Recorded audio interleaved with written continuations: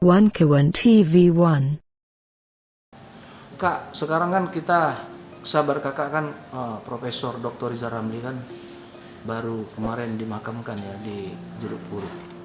Selama kakak kenal dengan Bang Riza Ramli yang diberikan julukan Sang Raja Wali ini, apa kak yang kakak rasakan selama bersahabat dengan beliau?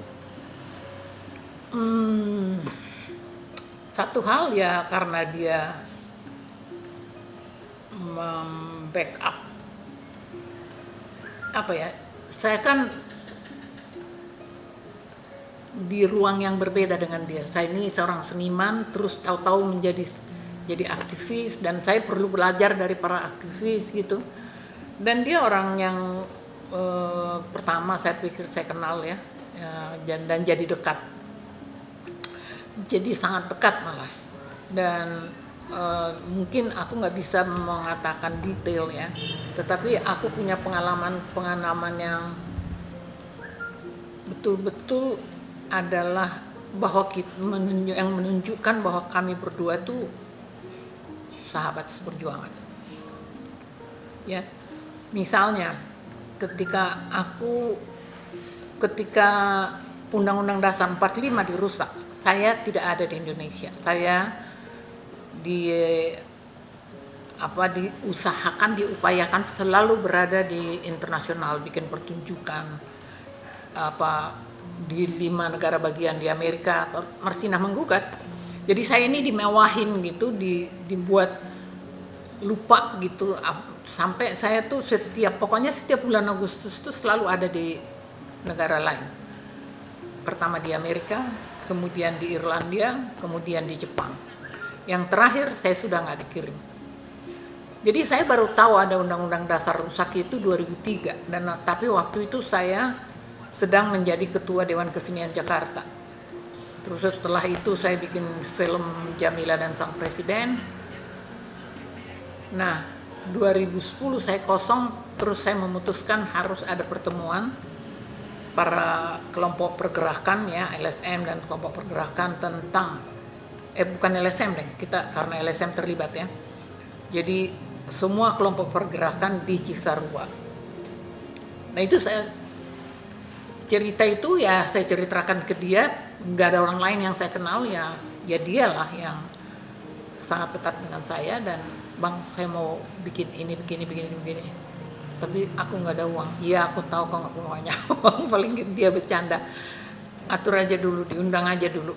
Itu belakangan. Itu satu ya. Dan dia hadir di pertemuan itu. Yang hadir tuh sekitar 700 orang dari seluruh Indonesia. Terus ketika dari situ lahir MKRI, Majelis Kedaulatan Rakyat Indonesia, dan ini menjadi kelompok yang sangat ditakuti pemerintah. Nah, waktu kita mengumumkan bahwa kita akan mendeklarasikan MKRI di Jakarta,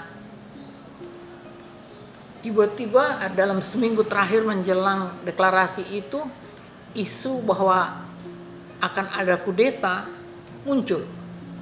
Semua jenderal dipanggil ke istana oleh SBY. Dan itu telak-telak gitu. Intelijen itu kan mempermalukan intelijennya dong. Orang nggak ada yang mau kudeta, masa rakyat kudeta? Yang kudeta itu kan pakai tentara. Masa dia nggak bisa kontrol tentaranya gitu. Jadi itu pun Bang Rizal terlibat ya. Dia bantu banyak lah. Dan itu juga sebenarnya hanya bagi-bagi sembako kita. Terus hampir semua deh, pokoknya kalau aku ketemu dia selalu bersambutan dengan bagus gitu. Terakhir yang aku pernah ketemu dia waktu aku habis ribut sama Luhut. Lu gila lu ya Rat ya, lu satu-satunya yang berani melawan Luhut, dia bilang gitu. Lu jempol lu 100 buat lu kan. Habis itu kan saya terus ada kejadian yang nggak menarik itu loh, yang hoax itu. Dan sejak itu saya udah nggak pernah ketemu beliau. Tapi di dalam penilaian saya, sebenarnya waktu dia diminta Jokowi untuk jadi Menko apalah gitu ya, saya sudah tahu akan gak tahan dia, karena dia lurus. Sedangkan di sana kan di pemerintahannya Pak Jokowi itu, entah itu rezim periode pertama atau periode kedua, menurut saya memang sudah semua itu rekayasa gitu. Rekayasa ke ujungnya yang kita lihat sekarang. Sudah ada 14 juta TKA dan apa tuh namanya? Tentara Merah Cina di sini. Dan yang saya dengar terakhir juga ada iklan dan selebaran atau arahan untuk berbahasa Cina di KPU. Aku belum cek itu, tetapi itu udah beredar kabar itu. Jadi saya kemarin datang ke kuburnya Abang itu betul-betul menunjukkan kesamaan cita-cita yang akhirnya robek. Dan mudah-mudahan ya kepergiannya itu juga memberi kekuatan bagi teman-teman yang masih konsisten gitu kembali ke Undang-Undang Dasar 45. Saya tahu banyak teman-teman dia juga yang masih hanya ingin menjatuhkan Jokowi. Jokowi memang harus jatuh, tetapi sumber masalah di Republik ini bukan Jokowi. Undang-Undang Dasar. Undang-Undang Dasar itulah yang membuat Jokowi bisa merajalela sesuka hati, tidak perlu minta izin pada siapa, tahu-tahu bikin istana, tahu-tahu bikin apa, semuanya sesuka hati dia. Orang-orang yang tadinya memuja-muja Jokowi selama 9 tahun, menganggap dia dewa, tokoh-tokoh intelektual yang pada dasarnya nggak suka dengan Islam politik gitu. Makanya mereka dukung Jokowi habis-habisan, puja-puji. Sekarang mereka sadar, ternyata yang mereka bikin ini monster yang rakus terhadap kekuasaan dan uang. Baru pada nyesel dan berbalik, ya. Dan kalau Refli perhatikan di sosial media, itu tokoh-tokoh pemuja Jokowi ini tiba-tiba balik badan, termasuk Gunawan Muhammad, sebutinlah namanya dan sebagainya. Jadi memang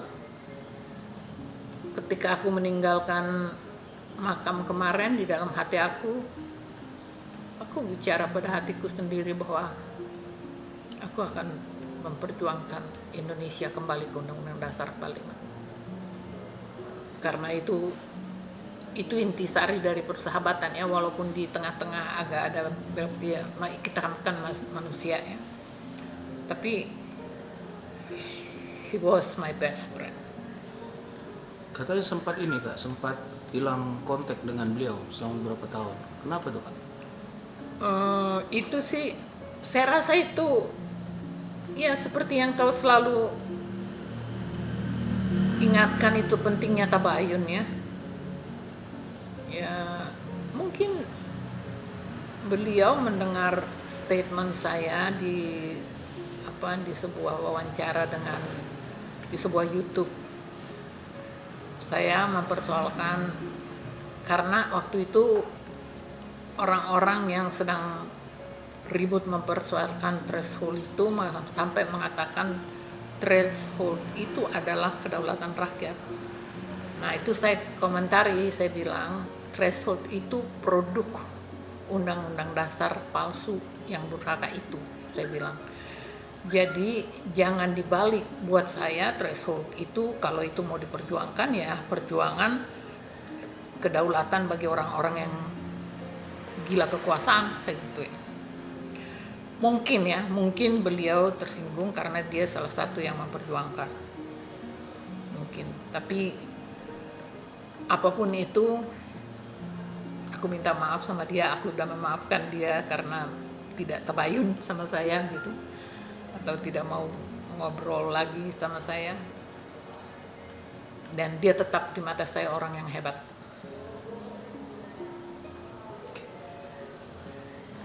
Perasaan Kak Ratna dengan meninggalnya Bang Rizal Ramli gimana bang? Perasaan lebih dalam. Ya aku kaget banget. Dan aku nggak pernah dengar dia sakit, itu persoalannya. Tapi waktu kamu kabarin sakit itu, saya sampai muter-muter nih. Kapan sakitnya? Saya telepon banyak orang. Saya telepon dari Mas Sardi, tapi nggak dijawab-jawab. Mungkin dia lagi sibuk ngurusnya. Hanya ingin tahu gitu, ini kapan nggak pernah kedengaran sakit, tiba-tiba udah meninggal gitu. Ya itu hanya perasaan dari orang yang merasa dekat kan. Kalau dia tidak dekat dengan saya, nggak mungkin saya segelisah itu. Lalu harapan kakak apa kak terhadap aktivis yang lain setelah kepergian dari Bang Rizal Ramli?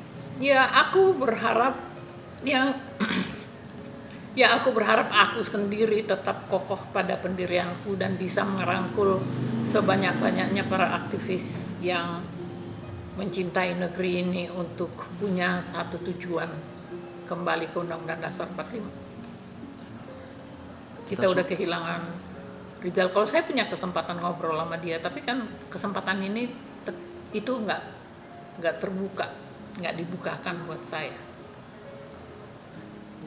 Pasti itu yang aku ingatkan. Tidak, ini negara tanpa undang. Jadi ini negara bukan Amerika. Apa yang kita pakai sekarang adalah kapitalisme dan liberalisme. Apa itu one man one vote itu bukan. Kita pijakan kedaulatan rakyat di Amerika itu individualisme. Sedangkan di Indonesia kedaulatan kita itu berpijak pada kebersamaan. Kalau di Amerika itu individualisme. Jadi itu dua hal yang sangat berseberangan. Bangsa-bangsa di Eropa itu, di Barat itu kan lahir dari eksploitasi dan dominasi yang akhirnya membuahkan kolonialisme dan imperialisme. Kita kan enggak. Negara ini lahir secara natural dari perjuangan bangsa-bangsa yang ada dan bersatu. Itulah kelebihan kita. Itulah yang membuat semua orang tergiur lihat bangsa ini, di samping karakternya yang berbagai budaya ada di situ, berbagai suku ada di situ, raja-raja ada di situ, bahasa bermacam-macam, agama bermacam-macam, dan kekayaan bermacam-macam. Ini negara sangat kaya. Apa sih yang nggak tumbuh di negeri ini? Kamu lempar biji apa gitu, besoknya udah jadi ada daunnya. Kita bisa kaya kok. Nggak perlu kita investasian.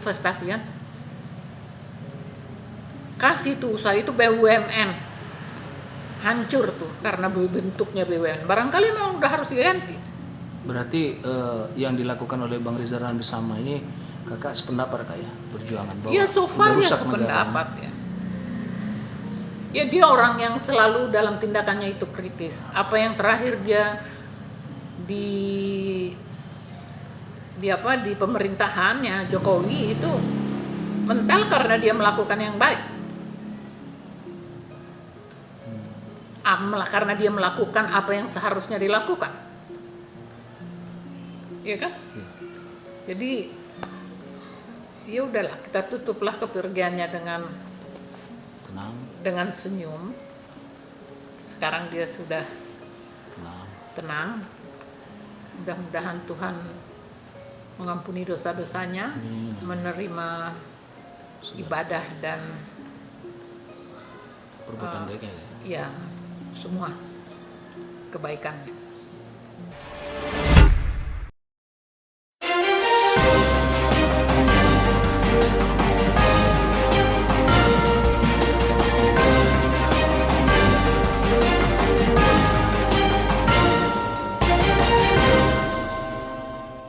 One Kawan TV 1